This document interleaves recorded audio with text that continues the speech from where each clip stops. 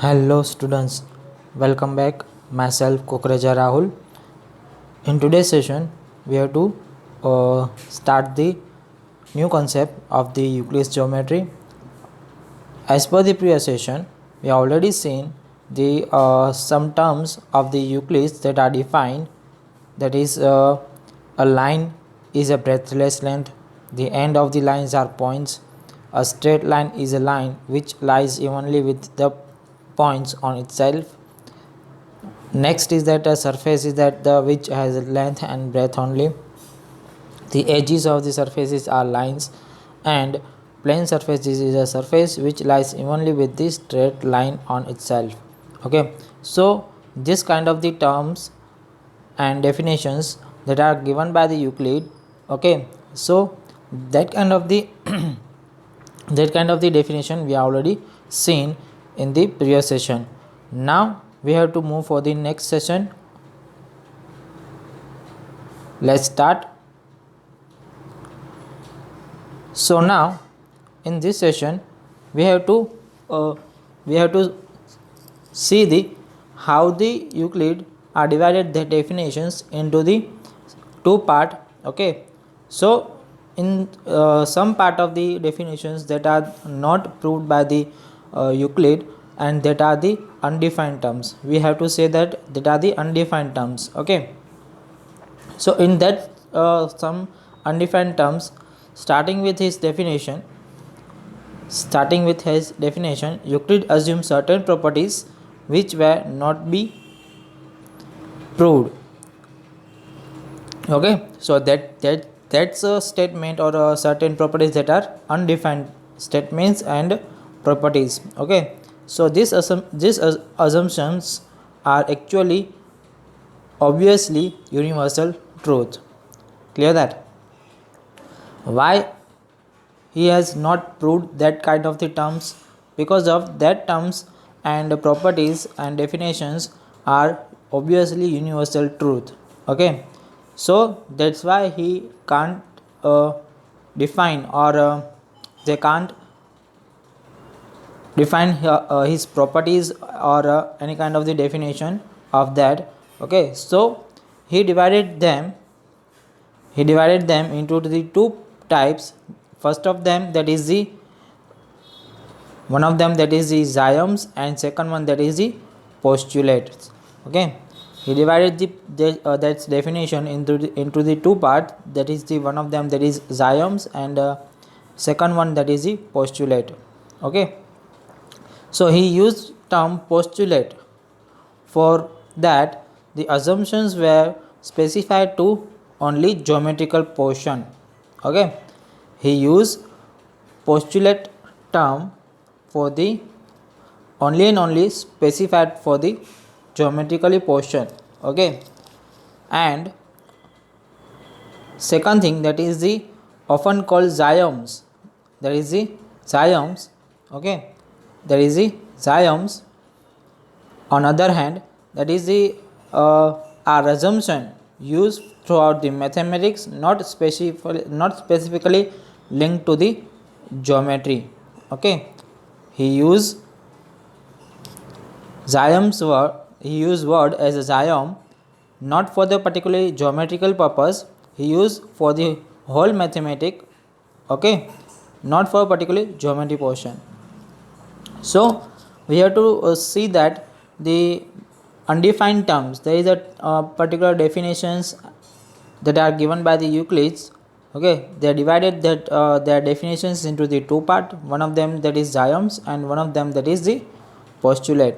Postulate, we have to use that word for the specifically only and only for the geometrical concept. Okay, and the xiom, that are we have to use for the entire mathematics. Okay, that is not a particular for the geometrical purpose. Okay, so we can use that for geometrically also, and for the arithmetically also, and also statistically. Okay, so now at here in the below, some kind of the Euclid xioms are given below. Okay, so one of them, that is the things which are equal to the same thing are equal to one another. Things which are equal to the same thing are equal to the one another. Okay, here he said that the if two things are equal, that means number, we have to take a number, that is the 3 and 3 are both of them are equal. So now I'll add 4 in the both of them. Okay, so answer of that both of the number that are equal, that is 7 equal to 7. Okay, or either you have to say that if I add circle with the another circle, there is a two circles are given. If you assume that, then you have to assume that there is a two circle with the same radius are given. I'll add the same area in both of the circle between the both side, so my answer will be always equal in the both of the side. And this kind of the things we are already seen in the chapter number 10, chapter number 9, chapter number 8, chapter number 7. Okay, so things which are equal to the same thing, that are equal to the one another. Equals are added to equals, the wholes are equal. If equals are added to equals, then wholes are equal. If two things are equal, or some things are equal to each other, then you have to add the some more thing, then whole are also equal to the that. Equals are subtracted from the equals, the remainders are equal. If we have to subtract equal things in both of the equal thing, then remainder will be equal on the both of the side. Okay, next is that the things which are coincide with one another are equal to one another. Things which are coincide to one another are equal to one another. That means two things are seen similarly equal to one another, so we have to say that both of the things are equal to each other. If two things are similar to each other, so we have to say that both of the figure or both of the things are equal to one another. Okay, next is that is whole is a part of part, whole is a greater than a part. Okay, whole is a greater than a part, that means one whole part is greater than the part of the that whole thing. Okay, there is a part of the whole thing. That means if you take a whole pizza, then there is a one kind of the small piece of pizza is smaller than the whole pizza. Okay, there is a greater thing, there is a greater part. Okay, so that's why it's right that whole is a greater than a part. Whole thing that are the greater always, that is a part of the that one of the things. Okay, so next is that is things which are double the same thing are equal to one another. Something we have to double to each other, then whole things are also equal to one another. Things which are half of the same things are equal to one another. Things which are half to the same thing, then whole are the then equal to the one another. Okay, so now this is the kind of the xyms, Euclid's xyms, 7 Euclid's xyms. Okay, that are important for the also examination point of view, and for all kind of the maths at any standard and at any kind of the subject. Okay, that means for statistical or geometrically, for arithmetically, or any kind of that. Okay, they are always useful things. So now let's move for the Euclid's postulates. Okay, here the Euclid gives the 5 postulates. Okay, one of them, that is the a straight line may be drawn from any one point to the any other point. A straight line may be drawn from any one point to any other point. Yes, that's true, and that is a universally truth. Okay, second, that is a xym 5.1. It's at here it is given as a xym 5.1. That is the Given two distinct points, there is a unique line that passes through them. If two distinct points are given, then there is only and only one unique line passes through them. Okay, if there is a two distinct points are given, then there is only and only one unique line passes through them. Okay, and one thing that I'll already say that if only and only one point is given here, that is it said that 2 points given, I'll change that statement and I'll give you that one thing, important thing, that is if there is a given 1 point, if there is only and only 1 point is given, then there is an infinite line passes through them. Okay, so you have to write that this statement as per the important thing. Okay, second postulate, that is a terminated line can be produced indefinitely. Terminated line can be produced indefinitely. Okay, next is that postulate 3. This is the basic terms of the geometry you are already learned. Okay, so there is not any kind of the special thing are given at here. Postulate 3, that is a circle can be drawn with any center and any radius. Okay, we have to draw the circle with the any kind of the center and with the any kind of the radius. All right angles are equal to one another. All right angles are equal to the one another, that we know that. And postulate 5, that is this postulate are important for the that thing whenever we have to learn chapter number 6 and we are learning parallel things. Okay, so in that thing we are seeing that if two lines are parallel to each other, and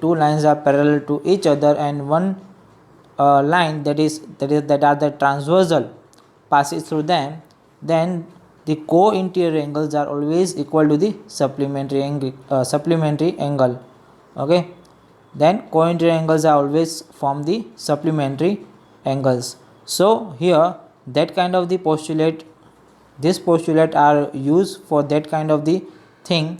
Okay, so that is the if straight line falling on two straight line make interior angles on the same side of it taken together less than the two right angles.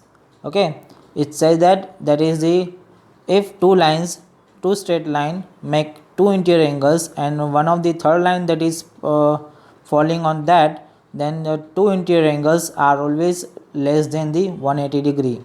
Okay, because of the here that it said that two straight line, not a two parallel lines. Okay, if it says that two parallel line, then that is equal to two right angles, not a less than two right angles. Okay, that's important for that. Then the two straight lines, if produced indefinitely, meet on that side on which the sum of the angle is less than the two right angles. Okay, this kind of the figure you have to assume for that. Here the figure is given. Okay, so this figure you have to assume for that, that is for the two straight line and PQ, that is the one of the third line falling on that, then angle 1 and angle 2, both of the angle are formed at here, then sum of the both of the angles that are the less than 180 degree, because of the AB and CD are not a parallel lines. If it says that AB and CD are parallel lines, then we have to write that angle 1 and angle 2 that are equal to the two right angles that are the equal to the 180 degree. Okay, so that things are help us to learn this postulate 5. Okay, this fifth postulate of the Euclid. Okay, so I hope all of you understand these things. Okay, so now we have to move for the exercise. Okay,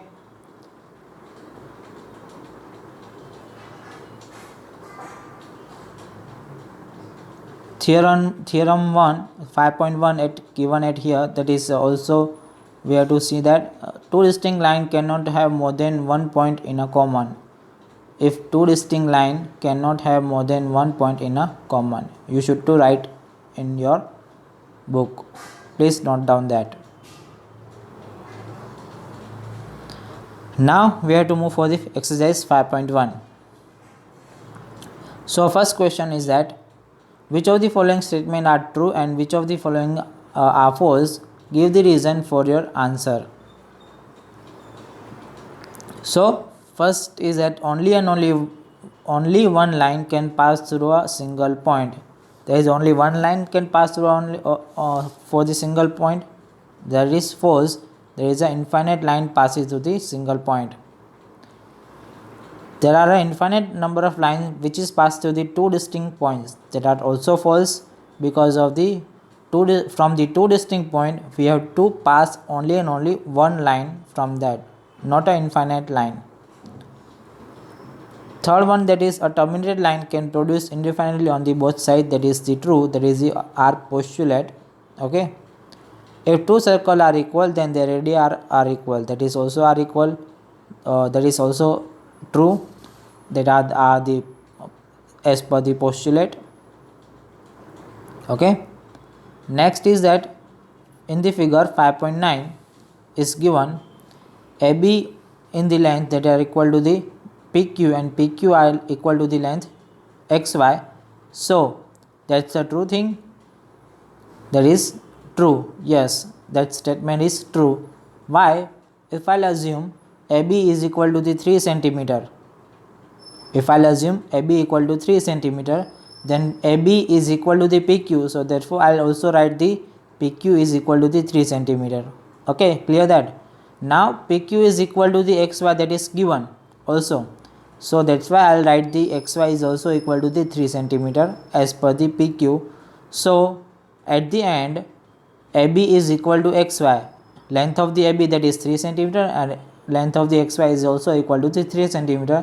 So that's are also equal. So that's why my statement is true. Clear that?